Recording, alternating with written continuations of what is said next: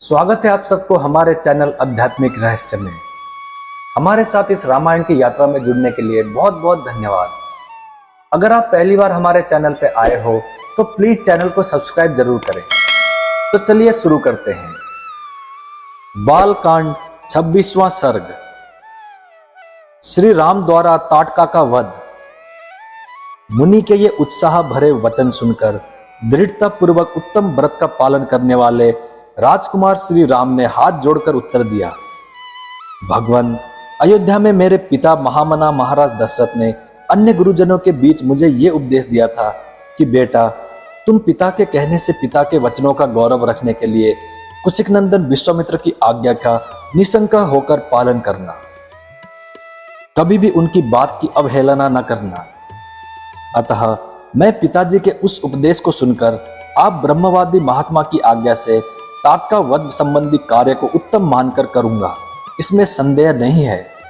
गौ, ब्राह्मण तथा समूचे देश का हित करने के लिए मैं आप जैसे अनुपम प्रभावशाली महात्मा के आदेश का पालन करने को सब प्रकार से तैयार हूं। ऐसा कहकर शत्रुदमन श्री राम ने धनुष के मध्यम भाग में मुट्ठी बांधकर उसे जोर से पकड़ा और उसकी प्रत्याचार पर तीव्र टंकार दी। उसकी आवाज से संपूर्ण दिशाएं गूंज उठी। उस शब्द से ताटका वन में रहने वाले समस्त प्राणी थर्रा उठे। ताटका भी उस टंकार घोष से पहले तो किंकर्तव्य विमुख हो उठी, परंतु फिर कुछ सोचकर अत्यंत क्रोध में भर गई। उस शब्द को सुनकर वो राक्षसी क्रोध से अचेत सी हो गई थी। उसे सुनते ही वह जहां से आवाज आई थी उसी दिशा की ओर रोष पूर्वक दौड़ी। उसके शरीर की ऊंचाई बहुत अधिक थी। उसकी मुखाकृति विकृत दिखाई देती थी। क्रोध में भरी हुई उस विकराल राक्षसी की ओर दृष्टिपात करके श्री राम ने लक्ष्मण से कहा, लक्ष्मण, देखो तो सही, इस यक्षिणी का शरीर कैसा दारुण एवं भयंकर है। इसके दर्शन मात्र से भीरू पुरुषों के हृदय विदीर्ण हो सकते हैं। माया बल से संपन्न होने के कारण ये अत्यंत दुर्जय हो रही है। देखो, मैं अभी इसके कान और नाक काटकर इसे पीछे लौटने को विवश किए देता हूं। यह अपने स्त्री स्वभाव के कारण रक्षित है, अतः मुझे इसे मारने में उत्साह नहीं है। मेरा विचार यह है कि मैं इसके बल पराक्रम तथा गमन शक्ति को नष्ट कर दूं, अर्थात इसके हाथ पैर काट डालूं।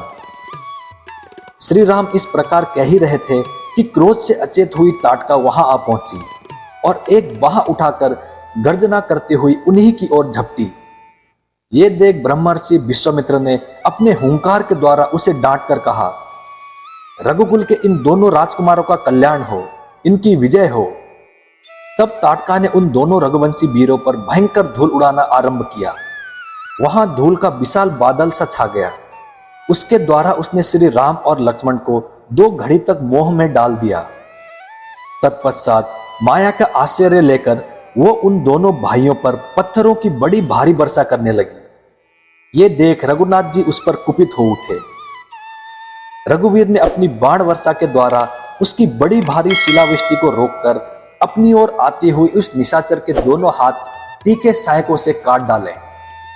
दोनों भुजाएं कट जाने से थकी हुई ताटका उनके निकट खड़ी होकर जोर जोर से गर्जना करने लगी। ये देख सुमित्रा कुमार लक्ष्मण ने क्रोध में भरकर उसके नाक कान काट लिए, परंतु वो तो इच्छा अनुसार रूप धारण करने वाली यक्षिणी थी, अतः अनेक प्रकार के रूप बनाकर अपनी माया से श्री राम और लक्ष्मण को मोह में डालते हुई अदृश्य हो गई। अब वो पत्थरों की भयंकर वर्षा करते हुई आकाश में विचरने लगी। श्री राम और लक्ष्मण पर चारों ओर से प्रस्तरों की वृष्टि होती देख तेजस्वी गादी नंदन विश्वामित्र ने इस प्रकार कहा, श्री राम, इसके ऊपर तुम्हारा दया करना व्यर्थ है। ये बड़ी पापिनी और दुराचारिणी है, सदा यज्ञों में विघ्न डाला करती है।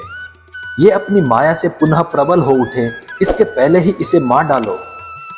अभी संध्या काल आना चाहता है, इसके पहले ही ये कार्य हो जाना चाहिए, क्योंकि संध्या के समय राक्षस दुर्जय हो जाते हैं। विश्वामित्र जी के ऐसा कहने पर श्री राम ने शब्दवेदी बाण चलाने की शक्ति का परिचय देते हुए बाण मारकर प्रस्तरों की वर्षा करने वाली उस यक्षिणी को सब ओर से अवरुद्ध कर दिया। उनके बाण समूह से घिर जाने पर माया बल से युक्त वो यक्षिणी जोर जोर से गर्जना करते हुई श्री राम और लक्ष्मण के ऊपर टूट पड़ी। उसे चलाए हुए इंद्र की ब्रज की भांति वेग से आती देख श्री राम ने एक बाण मारकर उसकी छाती चीर डाली। तब ताड़का पृथ्वी पर गिरी और मर गई। उस भयंकर राक्षसी को मारी गई देख देवराज इंद्र तथा देवताओं ने श्री राम को साधुवाद देते हुए उनकी सराहना की। उस समय सहस्त्रलोचन इंद्र तथा समस्त देवताओं ने अत्यंत प्रसन्न एवं हर्षोत्फुल्ल होकर विश्वामित्र जी से कहा, मुने कुशिक नंदन, आपका कल्याण हो। आपने इस कार्य से इंद्र सहित संपूर्ण देवताओं को संतुष्ट किया है। अब रघुकुल तिलक श्री राम पर आप अपना स्नेह प्रकट कीजिए। ब्राह्मण प्रजापति कृषक सबके अस्त्र रूपधारी पुत्रों को, जो सत्य पराक्रमी तथा तपोबल से संपन्न है, श्री राम को समर्पित कीजिए। विप्रवर, ये आपके अस्त्रदान के सुयोग्य पात्र हैं तथा आपके अनुसरण में तत्पर रहते हैं। राजकुमार श्री राम के द्वारा देवताओं का महान कार्य संपन्न होने वाला है। ऐसा कहकर सभी देवता विश्वामित्र जी की प्रशंसा करते हुए प्रसन्नता पूर्वक आकाश मार्ग से चले गए। तत्पश्चात संध्या हो गई। तदंतर ताटका वध से संतुष्ट हुए मुनिवर विश्वामित्र ने श्री रामचंद्र जी का मस्तक सूंघकर उनसे ये बात कही, शुभ दर्शन राम, आज की रात में हम लोग यही निवास करें, कल सवेरे अपने आश्रम पर चलेंगे। विश्वामित्र जी की यह बात सुनकर दशरथ कुमार श्री राम बड़े प्रसन्न हुए। उन्होंने ताटका वन में रहकर वो रात्रि बड़े सुख से व्यतीत की। उसी दिन वो वन साप मुक्त होकर रमणीय शोभा से संपन्न हो गया और चैत्र रथ वन की भांति अपनी मनोहर छटा दिखाने लगा। यक्षकन्या ताटका का वध करके श्री रामचंद्र जी देवताओं तथा सिद्ध समूह की प्रशंसा के पात्र बन गए।